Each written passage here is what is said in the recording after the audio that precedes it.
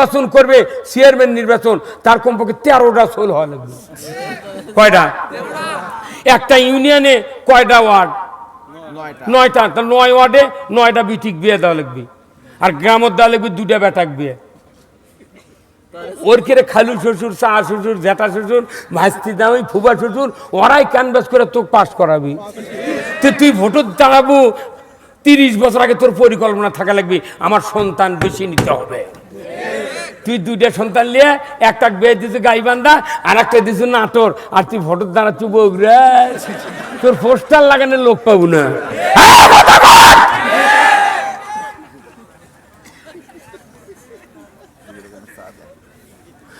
ভাইরা আমার, নবীর কথা শুনতে ভালো, নবীজির আদর্শ ভালো, বক্তৃতার বিবৃতিতে সবাই বলতে পারে। দয়ার নবী, ইয়া রাসূলুল্লাহ, সোনার মদিনা, আবার কেউ কেউ আছে হকের ডিলার। বাপরে দেন গাই ওবায়দুল কাদের রাস্তা করছিল, ওই লেখার মতো জায়গা পাশে, বাপরে হক করে। আর তুই হকের ডিলার হয়ে গেছো, দেশে লটারি চলে, সুদ চলে, সেগুলোর বিরুদ্ধে কথা কই না, তুই হকের ডিলার হচ্ছ। আমরা জেল খেটে মরিচ্ছি, আন্দোলন করে মরিচ্ছি, তুই হক হক চিনিস? দেশের সুদ যদি চলে কাউর ইমান থাকে না।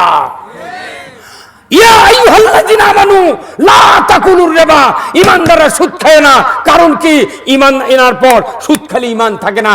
বলুন তো, অজু করে যদি কেউ 22 সারে অজু থাকে, রোজা করে দুপুরে ভাত খেলে রোজা থাকে, নামাজ শুরু হচ্ছে, সূরা ফাতিহার পর বলতেছে, আব্বা উত্তরপাড়ার মন্টু সাহেব আমাকে গরু খরচ দিচ্ছে, তখন যদি আমি বলি বাবা মন্টুক দেরি করে নামাজ পড়ে বাড়ায়, নামাজ থাকবি? নামাজ ভঙ্গের কারণ জানলেন, অজু ভঙ্গের কারণ জানলেন, রোজা ভঙ্গের কারণ জানলেন, ইমান ভঙ্গের কেন কারণ জানলেন না? আল্লাহ নিষেধ করেছেন, ও দুনিয়ার ইমানদারেরা তোমরা সুদ খায় না, ও দুনিয়ার রোজাদারেরা রোজা রেখে দুপুরে ভাত খায় না, ও অজুকারীরা অজু করে 22 সারেও না, ও দুনিয়ার নামাজিরা নামাজের মধ্যে সূরা কারাত ছাড়া, তাসবিহ তাহলিল দোয়া ছাড়া কোনো কথা বলিও না।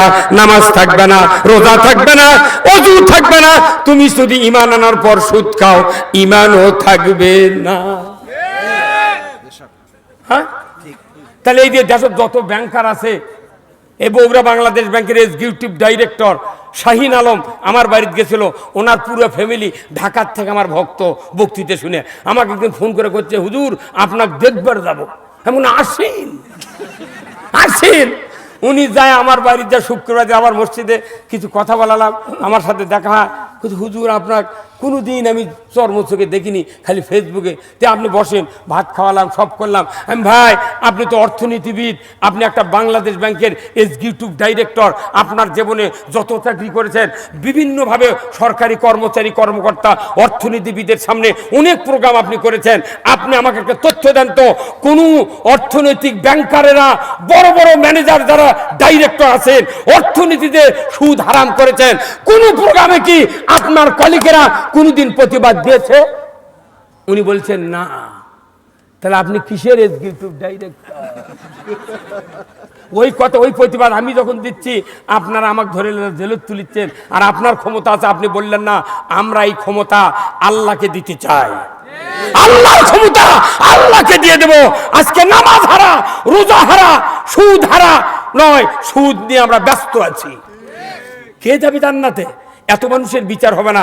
সূরা কফ 26 পারা খুলে দেখেন, আমার আল্লাহ বলছেন আলকিয়া ফিহা জাহান্নামা কুল্লা কাফফারিন আনিদ। কিয়ামতের দিন আল্লাহ হুকুম দিবে, আজকে হাসরের ময়দানে 5টা দোষ যাদের আছে এরকে ধরো, জাহান্নামে নিক্ষেপ করো।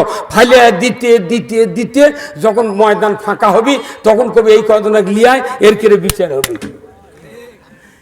জিজ্ঞাসা ছাড়া, হিসাব ছাড়া, মিজান ছাড়া আল্লাহ তাআলা হিসাব না করি পুরো ময়দান ক্লিয়ার করবি। অথচ আল্লাহ কোরআনে বলছেন ওয়াল ওয়াজনু ইয়াউমাইযিনিল হক। কি বলেন নাই? ওজন করার দিনটা সত্য। ফাম্মামান সাকুলাত মাওয়াজিনুহু ফাহুয়া ফি ঈশাতির রাদিয়া, নেকির পাল্লা তার ভারী হবে, সে জান্নাতে যাবে। কোথায় এই বক্তব্যগুলো? কোরআনেই পৌঁছে যাচ্ছে, কোরআনেই থেকে যাচ্ছে। জাতির কল্যাণে আমরা ব্যবহার করতে পারছি না। আমরা মসজিদে বক্তৃতা দিই, এলো সার্কুলার, মাহফিলে বক্তৃতা দিই, এটা সার্কুলার, কোটি কোটি সার্কুলার আকাশে ইথারে ভাসতেছে। এখনই একটা বক্তা আমার নাম লেখেন, ওই জায়গার থেকে সার্চ দেন, দেখবেন আমার নামে হাজারো বক্তৃতা ডাউনলোড করে চলে আসবে। বক্তৃতাটি ঘুরিচ্ছে পাগলের লাগান। এই কোরআনের কথাগুলা সব ইথারের মধ্যে ঘুরতেছে, অথচ ওইগুলো ঘুরিয়ে ঘুরিয়ে হাফসাদা ওই বক্তৃতায় লানত করতেছে জাতির উপরে। তাহলে এই কথাগুলো আমরা কতদিন হলে সার্কুলার দিচ্ছি, কোনোদিন এই সার্কুলার কায়েম হতা কেন হয়নি? হ্যাঁ, না না, ক্ষমতা নেই আমাদের হাতে। কি নেই? ক্ষমতা নাই। আর ক্ষমতা ছিল দীপুমনির হাতে। তাই করে ব্যাঙ্গেল লাগান লাপান শেখাও, আলু ভর্তা করা শেখাও, বিছনা পাড়া শেখাও। এই কতক্ষণ হ্যাঁ তিরিং তিরিং সাইকেল চালাও। কে এতদিন পর সাইকেল চালার শেখেনি? গোয়াল রোডে হাওড়া স্টোরের মোটর সাইকেল সারা বগুড়া জেলা বিক্রি হচ্ছে, শেখা লেগেছে নি দীপুমনির থেকে। ব্যাং লাফাবি গাড়ির মধ্যে মানুষ শেখান লাগবে কে? গোলাপি রঙের একটা শার্ট গাউট দিয়ে কালো রঙের প্যান্ট ফিনতে একটা প্রাইভেট মাস্টার করছে তিরিং তিরিং সাইকেল চালাও। তোর লজ্জা করে না? তুরি তুরি কথায় সাইকেল চালান লাগবে? এখন কত ক্যাঙ্কা মরদ, কত ফাইজলামি সাইকেল চালান শিখাচ্ছে। জাতি ধ্বংস হয়ে যাচ্ছে। নামাজ নাই, নামাজ কায়েম করে নাই, সুদ বাদ দেওয়া নাই, পর্দা ফরজ নাই, জানা বন্ধ নাই, চুরি বন্ধ নাই, দেশে ব্যাংলা পান শিখাচ্ছ। এই বাংলাদেশে কোনদিন আর ক্ষমতার বসতে মুসলমান বসতে দিবে না। আগামীর বাংলাদেশ আলিম ওলামার বাংলাদেশ, আগামীর বাংলাদেশ কোরআনের বাংলাদেশ, আগামীর বাংলাদেশ হবে ইসলামের বাংলাদেশ। কারা কারা চান দু হাত তুলে আল্লাহকে দেখা।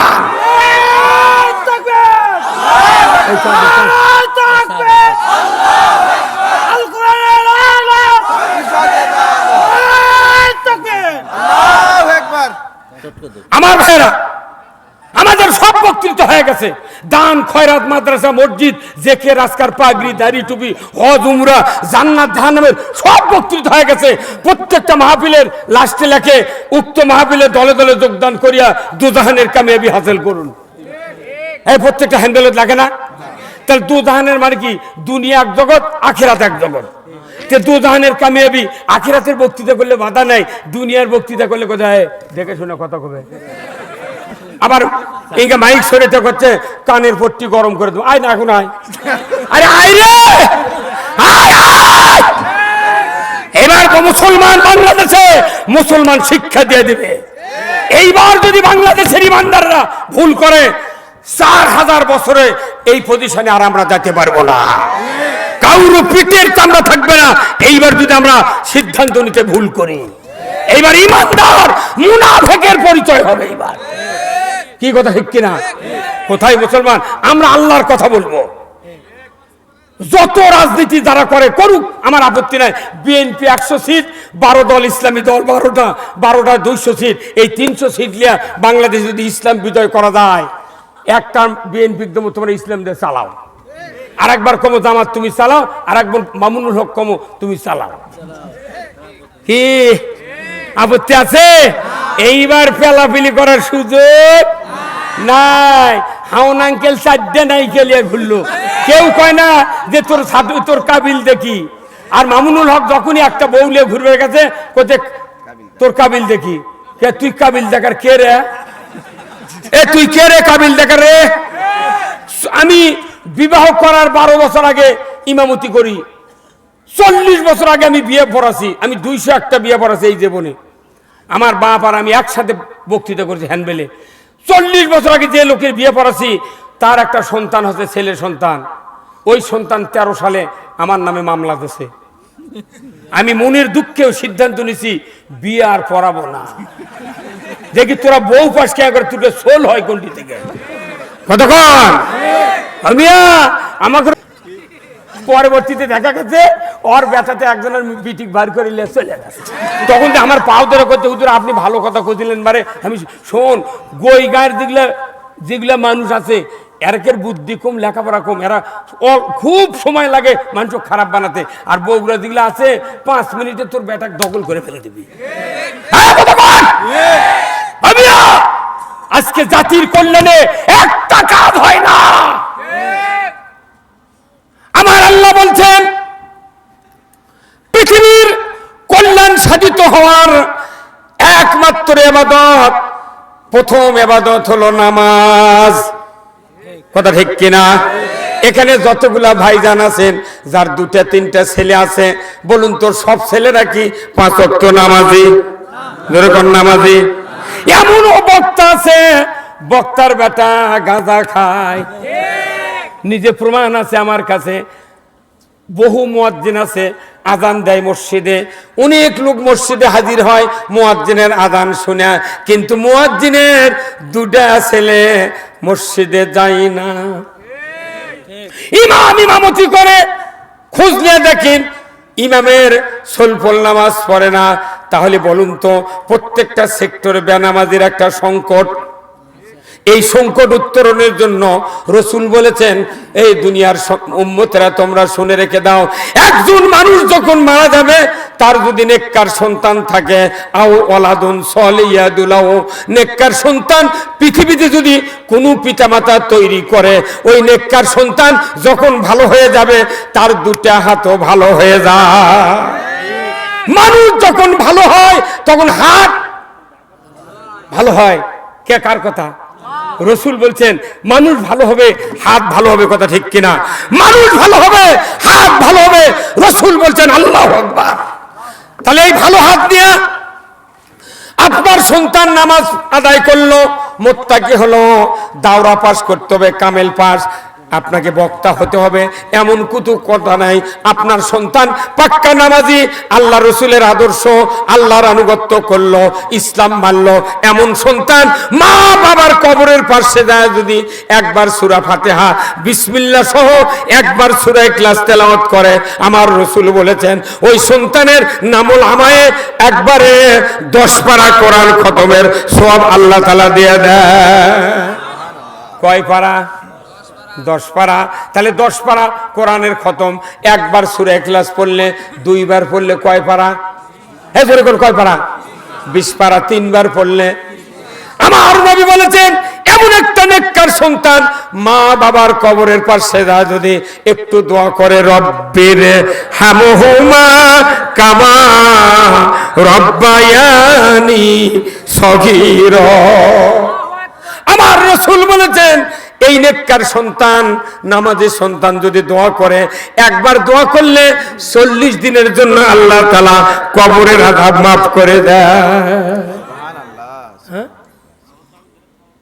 আপনি নামাজ গরদ মাটি দিয়ে থুছেন, বাপক ভাই পালাক মাটি দিয়ে থুছেন, জীবনে কবরের কাছে গেলেন না, ওই নামাজ গড়ের কাম বাজিছে।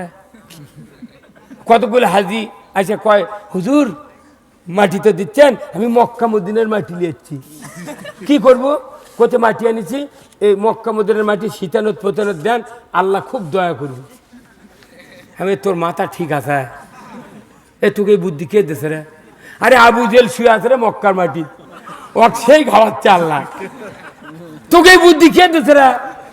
ওই মক্কা মদিনার 8-6 মাটিতে তুই এরিয়া আদাব বন্ধ করবো? নবীর দোয়া ফেল হচ্ছে, রসুল দোয়া করতেন, আল্লাহ আব্দুল্লাহ বিন উবাই আমার পাশে নামাজ পড়েছে 10 বছর, ও আল্লাহ তাকে তুমি মাফ করে দাও, মাফ করে দাও, মাফ করে দাও। 3 বার বলার সাথে সাথে আল্লাহ তাআলা কোরআনে সূরা তওবার 80 নম্বর আয়াত নাযিল করে দিয়ে বলছেন, 70 মাররাতান, 70 বার দোয়া করলে আপনার দোয়া কবুল হবে না। মসজিদে নববীর ইমাম রসুল, যিনি ইসলামের একটা শাসক, যিনি নবীদের সেরা, তারই দোয়া ফেল করে দিয়েছে, তখন আল্লাহ কথা, আল্লাহ কেন দোয়া কবুল করবেন না? আল্লাহ কাছে এর নামাজ ভালো, রোজা ভালো, পাগড়ি ভালো, জুব্বা ভালো, এর দোয়া দরুদ হজ উমরা আপনার পেছনে নামাজ পড়েছে সব ভালো, কিন্তু এর এক মধ্যে একটা দোষ ছিল, ই কোরআন বিজয় চাইনি। কোরআন বিজয় না চাওয়ার জন্য ওগুলা সব করতোয়া নদী দিয়ে ভাসে গেছে। নবীজির ওই কথা কইয়া, নবীজির ওই কথা কইয়া সবাই কান্দে, কিন্তু নবীর সমাজ গড়ার কাজে শত দ্বন্দ্ব মনে বাজে। আওয়াজটা ধীরে হল না কা, জোরে হওয়া লাগবে আওয়াজ, জোরে কোন ঠিক। নবীর কথা শুনতে ভালো, নবীজির আদর্শ ভালো, বক্তৃতার বিবৃতিতে সবাই বলতে পারে। যখন মুহাম্মদ সাল্লাল্লাহু আলাইহি ওয়াসাল্লামের নাম নেওয়া হয় সবাই বলেছে সাল্লাল্লাহু আলাইহি ওয়াসাল্লাম। কি ভক্তি! রসুল বলছেন আমার নাম শুনলো অথচ দরুদ পড়ল না, কথা কি? সে ধ্বংস হয়ে যাক। আপনাদেরকে আল্লাহ কল্যাণ দিয়েছেন, দান ধরে কোন আমিন। তাহলে রসুলের নাম শুনে দরুদ পড়ি, আবার বুড়া লোকের মাথা ফোঁ দিয়ে চোখের ডলে দিই, ওই রসুলের আবার শাসনের বিরোধিতা করি, তাহলে তোর চোখত আঙ্গুল থেকে লাভ কি? সাল্লাল্লাহু আলাইহি ওয়াসাল্লাম পরে লাভ কি? কথা কনে রে, হাই রে পাগলে, বলে সাইকেলের ভল টিউব নাই, ওই খালি পাম্প করিচ্ছে। কিয়ামত হয় দেবে, টিউব শক্ত হবে না, চোখর তুই আঙ্গুল ঠেকাচ্ছি। এই কথা কোন টাকা? তুমি যাও, তুমি চোখে আঙ্গুল ঠেকাও, আমি 100 বার শ্রদ্ধা করি।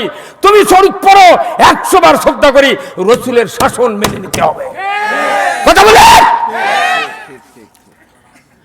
নবীজির ওই কথা কইয়া, নবীজির ওই কথা কইয়া সবাই কান্দে, কিন্তু নবীর সমাজ গড়ার কাজে শত দ্বন্দ্ব মনে বাজে। কি আওয়াজ! এরকম আওয়াজ যখন বড় মসজিদে, সেন্ট্রাল মসজিদে হবে, সেই দিন হবে এই বাংলাদেশে ইসলামের বিজয়। আমি দেখেছি বহু মসজিদে নামাজ পড়েছি আমি এই জীবনে। ইমাম কথা বলছে, মুসল্লি ওই যে নিচে তাকাচ্ছে, ইমামের মুখের দিকেও তাকায় না, উনি আবার ওই তসবিলে ঠেলতেইছে। অথচ রসুল বলছেন যখন কোরআনের কথা হয় তখন তুমি চেহারা, কান আর চক্ষু দিয়ে ওই ইমাম আলেমের ওলামার কথা শোনো। আর রসুল বলছেন যে আলাইকুম বে মাজালাসাতিল উলামা ওয়াস্তেমায়ে কালামিল হুকামায়ে ফাইন্নাল্লাহা তাআলা ইউহিল আরদাল মাইয়াতাবি মাইল মাতা। আলেম ওলামার মজলিসে বসা কর্তব্য মনে করে নাও। আমার দেশের রাজনৈতিক নেতৃবৃন্দের একটাই সমস্যা, তারা দীর্ঘ সময় কোরআনের বক্তৃতা শোনে না। আমার দলেরই যদি নেতারা না শোনে, ওরা যারা খালি কবি যুক্তিবাদী বক্তৃতা দেয়, খালি মানুষকে হাসায়, তুই শুনুছু কথা কোন না। আমার বাপও যদি কথা আমার রাগ করে, আমার বাপকে আমি বলছিলাম এতগুলো সোল বললিবেন কে কথা, কেন আমার মা মায়াবুর খেলেননি? 11টা সন্তান, গরিব মানুষ, আমরা সব মাদ্রাসাত পড়ি, বাড়ির কাজ করা লাগে, আবার মাদ্রাসাত পড়া লাগে, পাচ্ছেন কি? কেন খেলেননি?